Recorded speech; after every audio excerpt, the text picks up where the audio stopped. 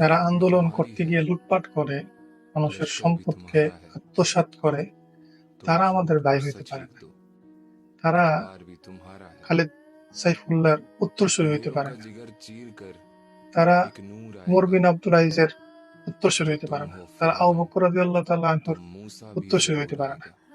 তারা আমাদের অংশের মধ্যে পড়ে না।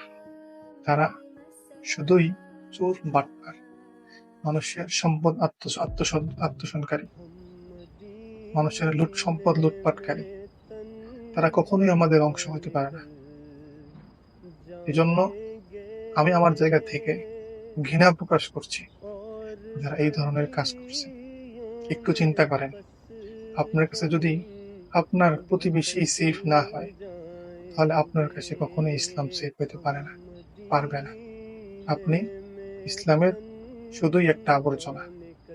এই জন্য আমি বলবো, অবশ্যই যার জায়গা থেকে প্রতিবাদ জানা, যারা এই ধরনের জঘন্যতম কাজ করছে, তারা আমাদের অংশ না, তারা আমাদের ভাই না।